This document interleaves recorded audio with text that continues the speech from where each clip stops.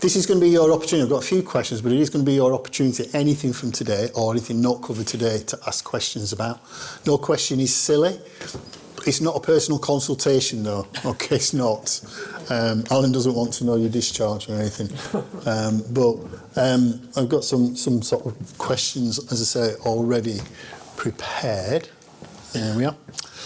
And this is, as I say, this is the last sort of session, so have a think about where we're at.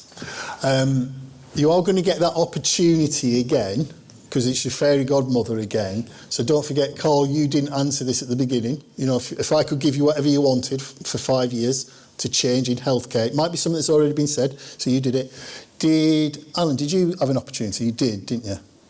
You did. Maybe. No. No, what are you going to do? And Greg, if you could have whatever you want. Okay, so that's going to be towards the end of it. One of the things I do want to ask, and it is sort of a very practical thing, and it's been mentioned every time somebody's spoken, certainly on the panels and things like that, and me, Carl, Wendy and Rachel particularly. One of the things that's really common, and in the questions that came in beforehand, is people's deep frustrations of trying to get the system to work for them, okay? And some of the work that we're doing at the PHA at the moment is pH and lung disease, and we're trying to do some work because there's some new drugs potentially on the horizon with that. So what we're trying to do is collect some data to see if people with pH and lung disease, like interstitial lung disease, COPD, whether they have different needs. But one of the things that's come out of the interviews is people being deeply, deeply frustrated by systems not talking to each other. So as nurse specialists who've been in this for years, tips about how and when is it appropriate, and here's a big question for all of you in a specialist centre, when is it appropriate to use the specialist centre for contacting as opposed to doing something else? Because you can get bogged down with stuff, can't you? Yeah. Wendy, you've got some experience because you can see it on your face as you're talking. So when you say, and each of you, when do you like to be contacted? What's relevant to contact the specialist nurse or whatever? So I think my colleagues would like me to say anything that's related to pulmonary hypertension, contact us. Yeah. But actually, so many things in life are related to pulmonary hypertension. You know, you might be going for an endoscopy for something completely different, but because you've got pH, you need to have, you know, specialist guidance. You know, you might want to go and have an operation on your toe, but that's going to have a significant impact on the anaesthetic. So I would say certainly contact us about anything that's pulmonary hypertension related. You know, if you've got cough, cold, sneeze, or a weird rash, go and see your GP. Or actually, quite a lot of our patients share their rashes with us, so that's fine. But I would say if you're ever worried, then contact us. We'd much rather be able to say to you, actually, that's fine, you can take that drug with your pH meds, or you can go and have the procedure done. That's a really quick answer than finding out about something afterwards. So, although my colleagues, I said, would like to say strictly pulmonary hypertension, I would say probably just about anything. I answer calls on all sorts of things. But, you know, if it's not urgent, emails are really easy. Carl. Okay. So I think you have to put it into the context of the healthcare setting that you're in. And often I think, the pulmonary hypertension team itself doesn't have the powers that you might think we have, actually, when we speak to other health agencies within our own organisation or somewhere else. But there is support for patients of any disease within the health service, and you can go through your PALS officers because they are there. They are the advocates for the patient journey, if you like, and they often intervene and usually get the answer you're looking for. And I think there are resources within the current healthcare system that we have in the UK, and I think they're very much, because they'll demand an answer very soon. And they will chase and chase and chase the different teams that you're trying to organise, really. So I would say use the PALS team, because we don't have the answers to everything in pulmonary hypertension. And I think using other agencies within the NHS is a good thing too. I completely agree with Wendy. I would rather say, I'd rather I got a call and I said, actually, no, you go to your GP about that, than not get that call at all. in case it is something that you would come to us about. I think the PALS idea is a great idea, actually. But the thing about communication and your district generals that you are, I think I was talking to, I think it was Steve, isn't it, earlier? Yeah, Stephen, yeah, about carrying all your letters with you. I can't stress enough how helpful it is when a patient comes to us and says, oh, I went and had an endoscopy, or I've been and had this, and if that letter's there, that's really, really helpful, and it works both ways. I mean, ideally, everything gets copied to everybody, but we're not in an ideal world, unfortunately. So I think if you've got letters, bring them. And the other thing is, bring a list of all your medications with you as well. Wherever you go to a hospital appointment, take your medications with you. Somebody might never ask, but it's really, really helpful, because I always do when I do a consultation. So, can I add to that, though, because I think it's about patient empowerment or people empowerment. And, you know, a lot of the hospital systems today have got some form of electronic record, so you no longer have to necessarily carry pieces of paper. If you're within the Brompton, you can sign up to something called My Chart, and everything that we publish, including your reports of any tests you do, it's all there on, and whether you understand it or not isn't a case that the app takes into account, but often patients will ring me and say, my bloods are not normal, so I have to go then and check, because they've received their blood test before I've actually had a chance to review them. But yeah, you know, that's what's empowering about is having these apps that you can download, because most big centres, I think, are now have this a downloadable app that can carry the information that you need to carry with you to the relevant other hospitals that you might go to. Certainly, I know that the MyCare one works, because I've got a Marsden MyCare one, I've got a St George's one, I've got my NHS one. I said I just wish they all talk to each other. But like in our trust, we use Cerner, which is a little bit different. But as soon as I press that button to say sign and send on the letters, if our patients have signed up for care information exchange, they get that letter straight away. And they also get us their blood tests sort of before we do. The other thing that I would say is just in case of emergency, have you all set up ICE on your mobile phones? So I've got lots of nodding. So in case of emergency means that somebody can access your mobile phone, say you fainted somewhere, you're in the middle of Sainsbury's and nobody knows what to do with you, they can access your medical records, who to call in an emergency, just by pressing on your phone, because it doesn't need the key to go in. So it's on all smartphones. So just look up in case of emergency. Put in your drugs, what you've got wrong with you, and emergency contact numbers. Right, I didn't know that, so not that I should know that, but we ought to do something about that. We ought to make it known.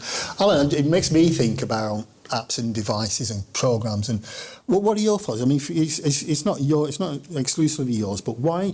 We're in 2025. There's this big thing. Why have we still got things that don't talk to us? What's your What could it look like? What do you think it could look like with it? I suppose it's like, I'm your fairy godmother. Have it. What do you want it to look like? Yeah, it's tricky. I mean, I think it's on multi-levels, and we've heard already the NHS systems are not joined up. That's number one to help patients most. And then I think the other thing we have with, wearables and smartphones, we have to understand that, manufacturers of those are trying to sell devices, and they'll all say they're interested in health and all these other things, but ultimately they just want to sell devices. And I think that's one of my frustrations, is that I go to meetings with Apples and the others, and they tell you they want to help, but ultimately they just want to sell devices. So, and I think we have lots of, just like the NHS is fragmented, you have one hospital and one system, another. It's exactly the same in the technology department as well, as the, different operating systems, different wearables, and a step on one device is not a step on another device. So I think it's really difficult. So I think, I guess one of the things that we're trying to do is try to make our models much more transferable, so collecting information from different platforms so that we can find out what's the least common variable, if you like, that we can measure easily. But all these things are really difficult, and without it just takes lobbying and pressure and everything else that we all try to do to get people to listen. Do you think, this isn't coming again, Wes Streetons is very big on the NHS app. And it will be the big thing. Do you think that's something, certainly from an organisational point of view, do we buy into that type of thing and support it? Or again, you're the expert in this one. Yeah, no, I think so. I mean, I think it was said earlier. I said, wouldn't it be great if just every hospital in the NHS Trust used the same systems and they all talked? I think the NHS app is something that's there. So some of the research we do, we try to pull down national NHS app type data so that we can use that for research, and it definitely is really useful. So yeah, I think the first step would be use your app, and I think as Wendy says, use your technology that's there. So put in your emergency contact detail, as much information as you can put into that will fuel future kind of research and trying to kind of help what we can do going forward. It follows on, again, this was a specific question that came in for the conference, that we can talk about primary care. I mean, it's really difficult to get in touch with your GP, isn't it? Really, I mean, somebody said to me on Monday, it's easier to get in touch with the Pope than your GP at the moment. So you ring specialist centres because you know you're going to get an answer. But one of the things that's really common, and again in the lung disease stuff that we're doing, is, and it's a common theme, is people are deeply frustrated when you've got multiple health conditions. Who do you see? So you might see 3 or 4. You might see a rheumatologist, a respiratory person, a cardiologist, etc. You've got all these appointments, and one of the really common things in the research, in the interviews that have been done, is who's in charge, and why did it? And again, how? I suppose it's answering the same sorts of questions. It's uncoordinated, and it's one of the aspects of personalised care, isn't it? That who is in charge? And who do I listen to? They said this and they said that. We've got this fragmented care package, haven't we? Not brilliant at times. Can I just add to that? I think that's right. And, but in my experience of like getting in touch with your healthcare provider and the different, if you've got multiple teams, I will always think, and I'm glad to say, like Rachel and Wendy just said, we're probably the team that's contacted the most because they can't get in touch with other teams.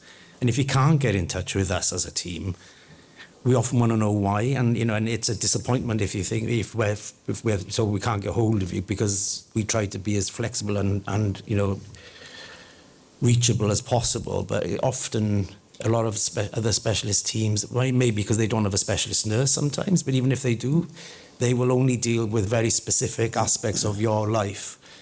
And then they tell you to go somewhere else. But I would hope that a lot of the pulmonary hypertension services are an open door. And we do have access to things like emails and phone numbers that are only allowed for the NHS, and can send messages via Accurix and things to the GPs. So we've got ways of sort of getting into them to try and give them a bit of encouragement that perhaps patients themselves can't have. Like I can email your GPs and ask them to do something. I can't email my own GP. I got told off for that. Really? Yeah. I bet that went down well. Healthcare professionals only. Yeah, well, okay, yeah. I'm going to change subjects again, but and one of the things I want to come back to with Wendy and Carl is talk about oxygen, because the question was asked about why am I not on oxygen. Just want to talk about the complexity of that. Rachel, specifically, your area of expertise, transplant. Okay, we've not touched on it. And again, in 2025, and it's a broad question, where does it sit in the potential of pH and treatments? And I say, because you come from Newcastle, so it's a transplant centre as well. I know it's one of your areas of expertise. It used to be an area. That's what I did before I did pH. Well, just to put it in perspective, currently, Newcastle do not have anybody on the waiting list for transplant. I know the centres probably do, but we currently don't. And that's the first time I can ever think that we didn't have anybody from our centre actually on our waiting list. And I think that's down to good management and good treatments. I think that's the crux of it, really, that we're doing it a lot better than what we were. I think we've got a lot more options now, as you all well know. I mean, when I first started pH, there was nebulised and IV, and that was it. And if you didn't tolerate or you couldn't learn one of them, you went away on digoxin and water tablets and oxygen. I mean, however else, standing on your head 6 times a day might help. Do you know what I mean? There was very little. So we've made massive advances. So from a transplant point of view, less and less people from pH, I would say, are being referred for transplant. I mean, other centres can correct me if I'm wrong. the figures, I don't know if you want figures for after transplant. So the figures for survival in transplant haven't changed very much in over 20 years. It's still, so transplant is not a cure. Transplant brings its own bag of tricks, so to speak. You're much better off with your own organs for as long as you can be. That's the crux of it. When you have a transplant, you get a whole new set of issues, really, and there's that continued follow-up. But saying that, transplant for the right person for the right time, and that's the secret of transplant. It's finding that window of opportunity of when it is the best time to be on a list and be transplanted. And if we could do that, it would be amazing. And often people miss that boat, or they join that boat too soon and end up on a list for a long time. So transplant for the right person at the right time is fantastic. And from a survival point of view, 90% of people who have a transplant will survive. Let's put that the other way around. 10% of people who have a transplant may die in the first month. But that means 90% of people get to 1 month.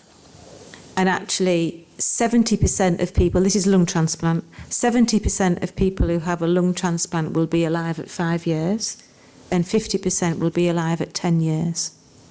So while it is, and actually the quality of life that you have in that time is probably better than what you would have now, because that's the whole idea of being referred for transplant, is you have a better quality and quantity of life.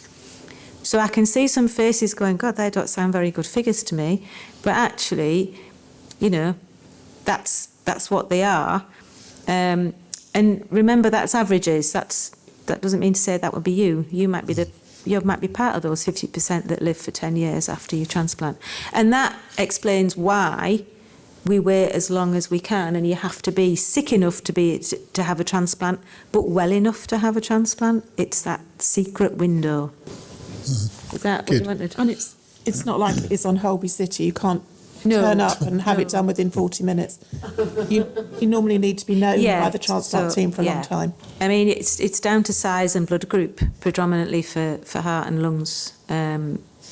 And in the olden days, we did heart-lung transplants, and now we do lung transplants. We've learnt that actually people's hearts, generally, not everybody, again, this is general information, most people's hearts will recover once you get your new lungs in and the pressure, you have a stormy few days while your heart gets used to the idea that it's not pushing against that pressure anymore, and actually the heart recovers and returns to normal, which is amazing. Good. Really. Well, will we have any questions from the floor? Is anybody going to be wanting to ask, just so I know where we're at? You don't have to, but it could be anything apart from 6 numbers for tonight?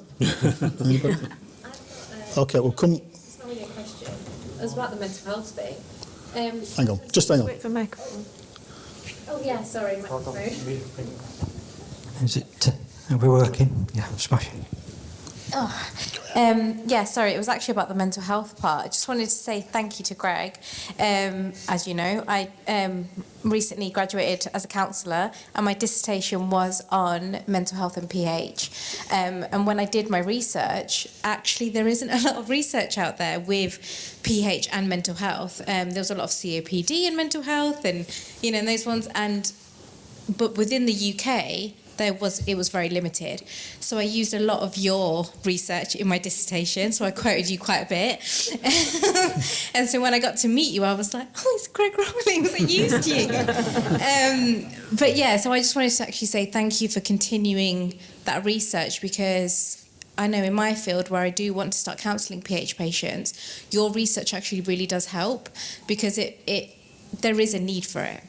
There is definitely a need for it, so I just wanted to say thank you. Cheers. Thank you very much. Can I just return the thanks as well? So BISM was part of the team for the grant that we submitted, looking to develop an intervention for anxiety and depression, which is embedded in pH specialist centres, and BISM is part of the grant team, so thank you. Okay. We've got one question at the back, where John is, and then we've got your question at the front. Hi, I've just one little question. If you go for a lung transplant and you've got sarcoidosis, does it come back? I think the first answer to that question is you would need to be assessed for transplant first, and whether they would transplant you with sarcoid is the question, as well as pH, you mean? Yeah, so I think that's an assessment process. So the assessment process for transplant is very thorough, and there's exclusions to transplant. I'm not sure sarcoid would potentially be an exclusion, but it would be an assessment on an individual basis. We've had two. So I think- We've had two in Sheffield over the years who've been transplanted with sarcoid. Wendy, you would. No, I was going to say, it depends exactly what sarcoid affects. Which is, if you're not sure what sarcoid is, it's another part. It's another. Yeah, If it only affects the lungs, then yes, John? it depends. I think that's probably it's a too big a question for this environment. Yeah, we can ask more about it, but it's not. No, it's not a definite no. Yes, but true. yeah. Not a Okay. definite Another question. Yeah. Yes, it's about breathing. When you were speaking about breathing, and you were saying, take the rest, don't overdo it. But when you get a bit breathless, are you exercising the lung? Is there some positive benefit in getting that little bit breathless because you're strengthening the lungs? You're opening the capacity of the lung, aren't you? Or not? That's the question. I would say if you get a little bit breathless, you're conditioning your heart and your lungs. Yeah. It's your heart and your muscles, and it's everything else as well. It's a bit like going to the gym. If you didn't have pulmonary hypertension, you went to the gym and you stopped as soon as you got breathless. If everybody stopped doing everything as soon as they got breathless, we'd all decondition. So that bit of breathlessness, but like as everybody else has said, you should still be able to talk. So it's talk and breathing. Talking and breathing. So a bit of breathlessness, so you can feel that you're actually doing some work, but not that kind of breathlessness. Yes, so it doesn't strengthen the lungs, it doesn't increase the capacity. Because I wondered if singing Yes, it does. Yeah. And singing? Yes, definitely. Singing, definitely. Singing's a big thing. Singing for health. Yeah. I ran workshops singing for health actually at folk festivals and things. Yeah. It's And also really breathing. good for your health. Different breathing techniques. I think it's really important to learn how to manage breathlessness. There's some excellent resources in the PHA. Yeah. But yes, Yeah. Carl, you were going to say something. I was just going to say that, but you brought it up with singing for breathing. There's a scheme about it, and I know somebody that is probably a bit of an expert in it, and she's in the audience today, actually. But I won't embarrass her by saying she can announce it herself. But you talked about it's more about expanding the muscles of your ribs and everything else, and then you build this again. Now I use this word stamina, so then the muscles in your arms and legs that's the reason why you become breathless, because your body isn't able to compensate. So, again, and like Rachel said, it's about managing your breathlessness, I think, as well, and using techniques to strengthen your muscle and everything else. I remember a story, Carl. It's a bit anecdotal, but it's true. It's one of your wise words. You've had a few, okay? It's about 20 years ago, and you were telling, I don't know if it was in a meeting, but you met a young family with a young guy who was in a wheelchair on oxygen, newly diagnosed and stuff like that. And they arrived and they said, what can we do to improve stuff? And you actually said, and it felt a bit harsh, get off the oxygen and get rid of the wheelchair. People who do not get breathless don't live as long as those who do. And it's that controlled breathlessness, isn't it? But it is something. There are not many things I remember about what you say, Carl, but you said that, and I think it's really hard to do. You've got to support people to do that. But it comes from a consultant, actually, that I work with, Professor Katsoulis, used to say that in the realms of congenital heart disease mainly, because people have been given to hold the perception I'm disabled, which is that's different from a disability. Being disabled, and of course some people do need to be in a wheelchair and they do need oxygen. Yes. But and especially from pediatrics, in my earlier years, not so much now, but it is much easier to put somebody in a wheelchair to push them around, give them oxygen, especially congenital heart disease patients with learning disabilities. And sometimes they can have a better quality of life when they finally realise they don't need it. And people have, in my experience, come off the oxygen and have given up their wheelchair. And they live a very good life. But that doesn't mean that other patients who do need it should have it. Thank you. Good. Any other questions? Oh, yeah. Can I very cheekily ask two, because another one occurred to me just as you were talking. So the first one was following on about breathlessness. It's just about oxygen desaturation, because we live at the top of a hill and I dutifully toil up it every day and so forth. And I always wonder what's happening when my oxygen desats to sort of 77% or whatever it is. How, and then it bounces back, usually within 5 minutes or so. Is that a problem? Because similarly, I've always just kind of thought, as long as I just keep going, I'll be fine. But so, what's the consequences of that? So that was one question. And then the other was just picking up on the mental health conversation. We've talked a lot about the mental health of people with PH. There's also a huge amount of stress on family members, friends, loved ones. Are there any resources available to them? Greg, do the mental health book. Do you want to take the first question? The oxygen question. Are you on oxygen? No. Right. I think if you sat to drop into 70 when you're exercising, you probably need an oxygen assessment. You probably might need ambulatory oxygen. No, that's not probably what I should impart to you here. So the short answer is probably potentially yes. You might be not doing damage, but it's not good for your sats to drop that low. But it depends. I don't know anything about you, so it depends what your situation is. I mean, Carl's here is congenital. If you've got a little hole in your heart, then your sats will drop that low, and no matter how much oxygen we give you, it won't recover. So I suppose the short answer is no. Your sats should not drop below probably high 80s when you're exercising. Really, would you agree with that? Unless you've got a hole. So if you've just got bog standard pulmonary hypertension with nothing else going on, then your sat should really remain about 90 and above, I would have said, ideally.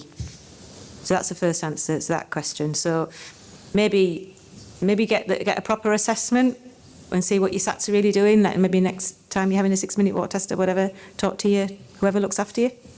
Okay, and then over to you. Yes, a really important question. We done a review a couple of years ago looking at all the evidence published on the impact on, we used the word caregivers, but friends, family, and we only found 8 studies.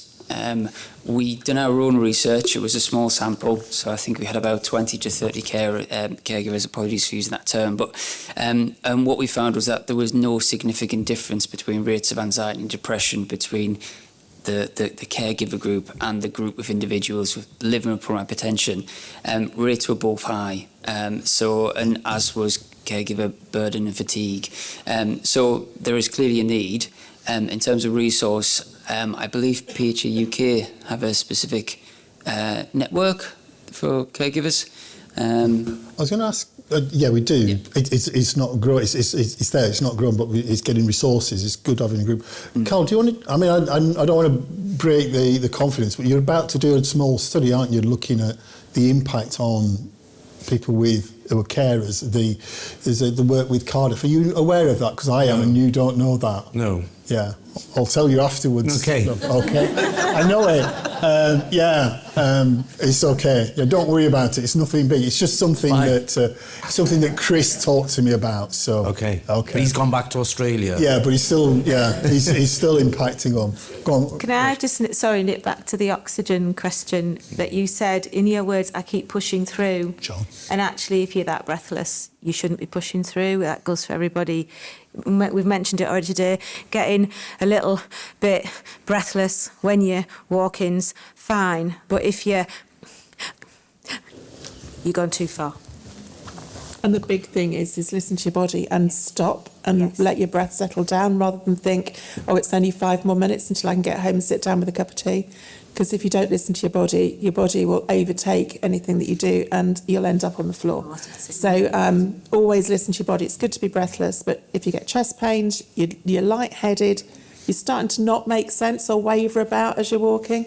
And I sometimes see people on 6-minute walk tests when I actually have to stop them because they've got no idea where they are. They're just sort of, they're really wanting to carry on and do as much as possible. So, whilst you're walking a bit breathless, fine. Any of those symptoms, stop. Because the last thing we want you to do is break a hip. But can I just add to Rachel what she said about the desaturation, where in the purest forms of pulmonary hypertension, if you like, where there are no other illnesses related to the pulmonary hypertension, lung disease patients, of course, can have reasons for low SATs that have nothing to do with pulmonary hypertension as well. So it's not one. Not everybody's the same. So there are other reasons for hypoxia, or that is low oxygen. I'm using medical words, but I think we need to remember that. So in your question, it is normal for some people to desaturate with lung disease. And sometimes when you're exercising, your cardiac output makes sure it goes to the heart and the lungs rather than the ends of your fingers. And if it's cold, then SATS probes don't always pick up accurately. Good. One more question. Yes, if I may, I've got one observation and one question. My observation is this. Rachel, thank you for your point about carrying your papers and documentation. My wife, Cindy Banga, had a fall in Spain early last year, and I am ashamed to say that as her travelling partner at the time, I could not access her medical information. It was a heart-related incident. Our stay in hospital would have been far more successful had I, as her travelling partner, had access to her information. Papworth responded brilliantly, but it's just if you are travelling with somebody with PH, make sure you can access their information. And that leads me to my question, which is, we've spoken about low-level fitness and how that can improve you a lot if you're unfortunate enough to be afflicted by PH. Are there any other ways that you can you can raise the typical fatigue threshold in any given day? And I'm thinking, what springs to my mind is sleep discipline and diet, but there's probably a few more.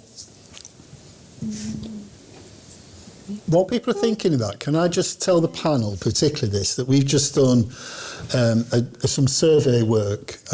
It's not published yet, and it was looking at the burden of symptoms in people with PH at the moment in the UK. Okay, I think about 300-400 people took part in it, didn't they, Mary? I'm just looking for a nod. The highest symptom reported by that group is fatigue, not breathlessness. Okay.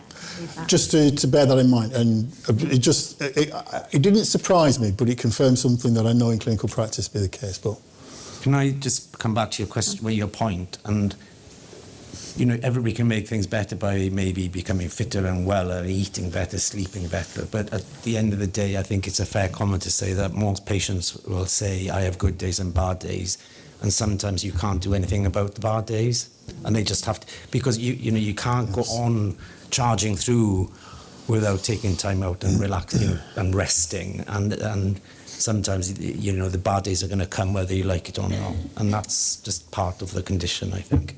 And not doing too much on a good day, because if you have a really good day and you think, wow, I'm going to do everything, get all the cupboards out, do the cleaning, do whatever, you can guarantee the next day you'll probably spend it in bed. And that's probably not with PH, that's probably with everything else as well. So I say just, an even amount of exercise each day. Rachel was saying about going out and seeing the sky, getting good levels of vitamin D and being outside as well. Vitamin D can, affect all sorts of levels of fatigue. And what we have found in a lot of our patients is it's really low because you don't want to be out when it's too hot, you don't want to be out when it's too cold. And so it's always worth making sure that you get a decent amount of sunshine or take vitamin D supplements. So simple sort of things like that, as well as good diet, good sleep hygiene, and just, and there's this story about the spoons, isn't it? You get a certain amount of spoons at the beginning of the day and then you decide how you're going to spend them. And the spoons are like your energy.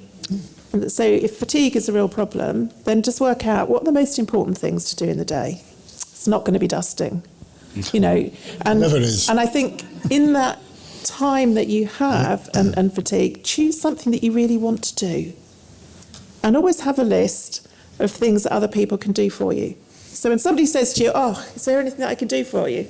You go, actually, the garden needs weeding, I need some ironing doing.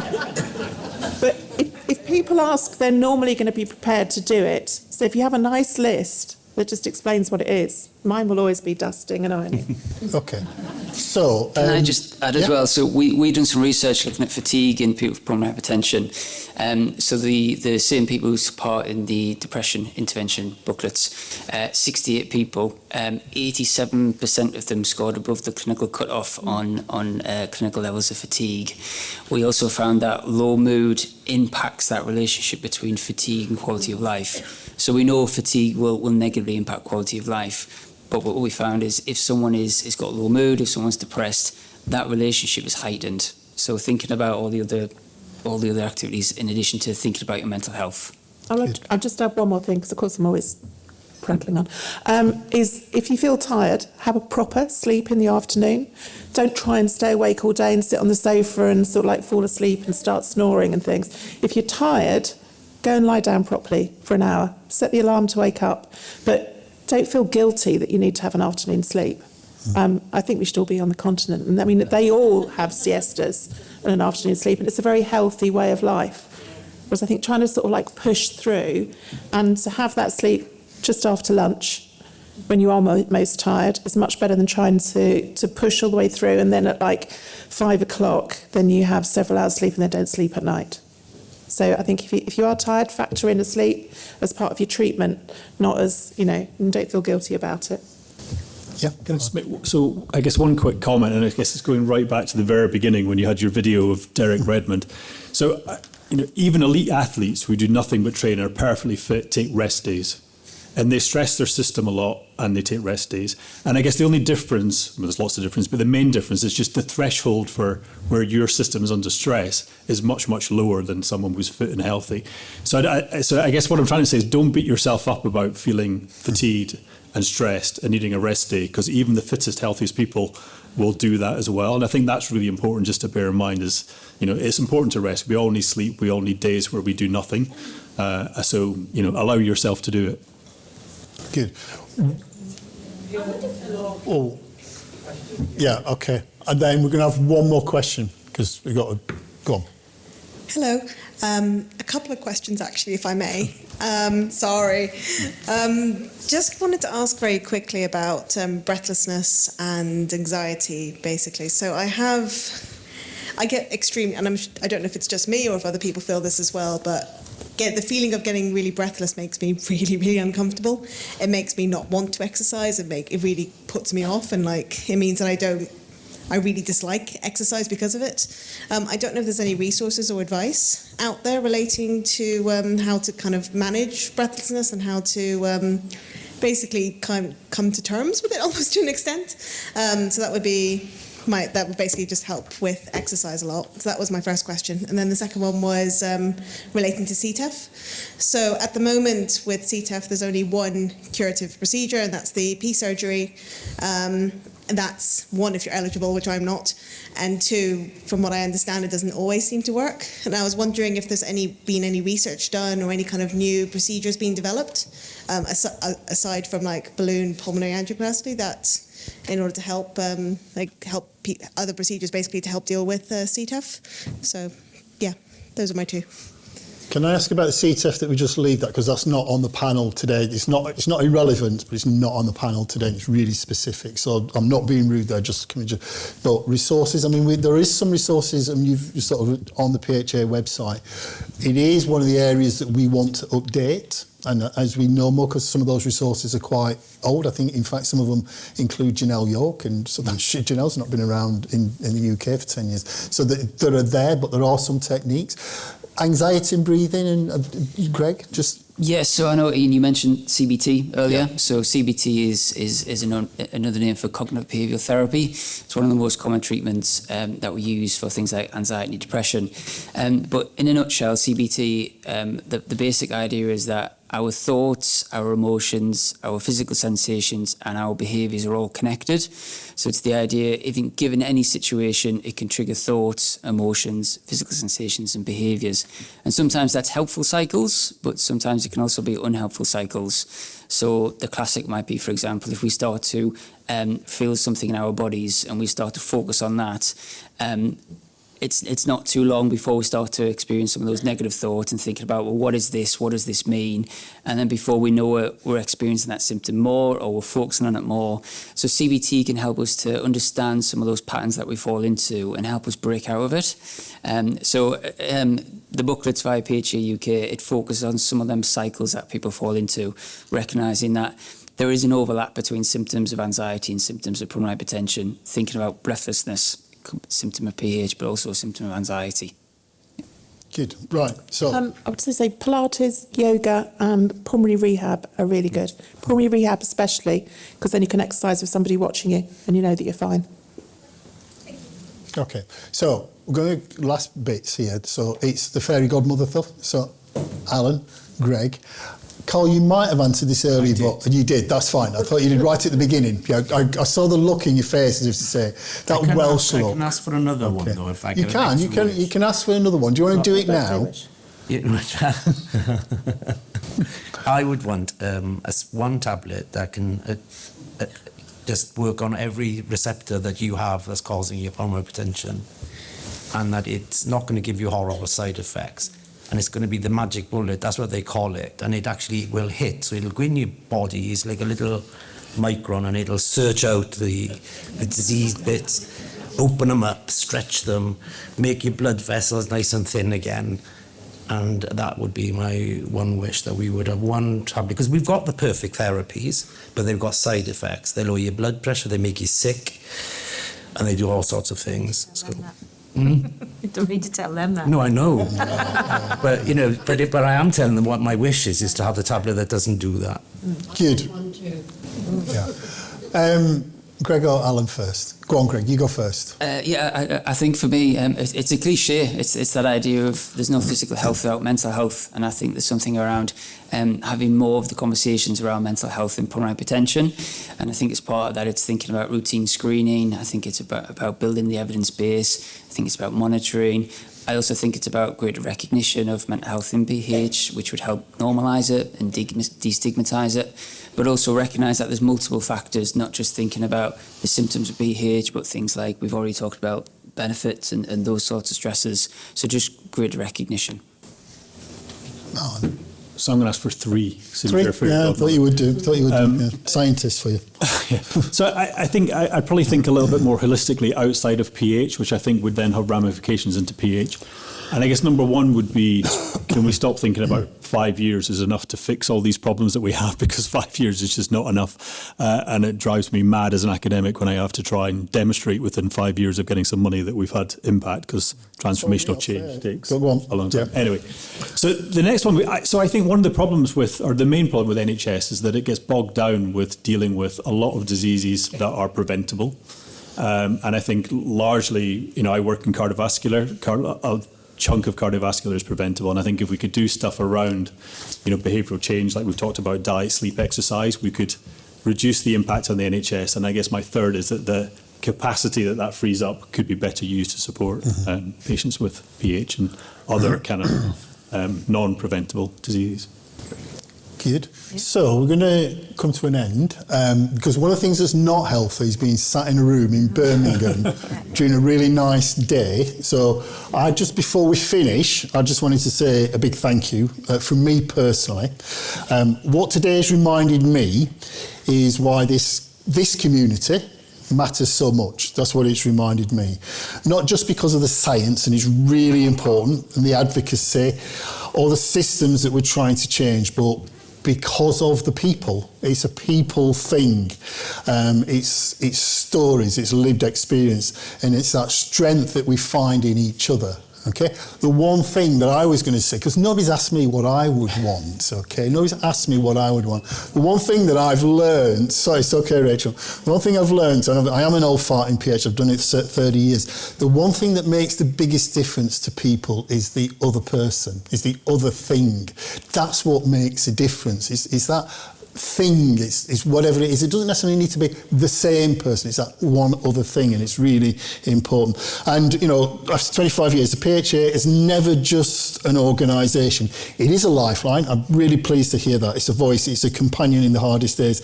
And after 25 years, for goodness sake, it's still growing, still fighting, still walking beside people. Just like Derek Redmond's dad. That's exactly what it's about. So thank you. Big round of applause. Before we finish, it is Carl's birthday. Can we sing happy birthday to Carl? After 3, 1, 2, 3. Happy birthday to you. Happy birthday to you. Happy birthday, dear Carl. Happy birthday to you. Hey. Thank you very much. Do you want to do a speech, Carl? On that? No, you don't. Okay. Well, safe journey. There is tea and coffee afterwards. There is that as well. It's been a pleasure. Okay, it's been a delight, and I want to thank everybody. I want to thank everybody. This lot have turned up, they're not being paid, they're just coming their own time. It's really good. But I want to thank you as well, because it's not easy for you as well, so it's really good. I always enjoy this. Sean, you've had all the thanks that you're going to get. Don't forget your rubbish here. You're not leaving that, okay? And if you've won a prize, go and get it, okay? Can I just yes. as well? Sorry. Is my mic off? Thank you to you as well. Thank you to you and all the PHA. Yeah. And I was in a meeting with Ian 25 years ago in the basement of the Royal Free when somebody said, when we were talking about setting up the Patients Association, and somebody said, oh, I might just chair it for the first year.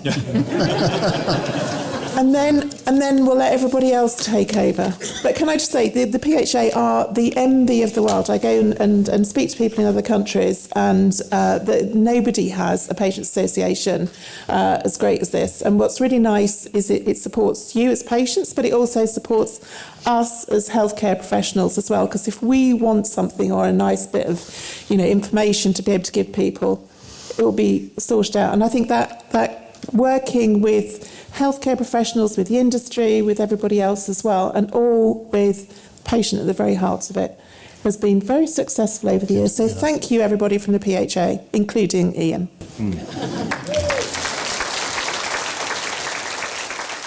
Okay.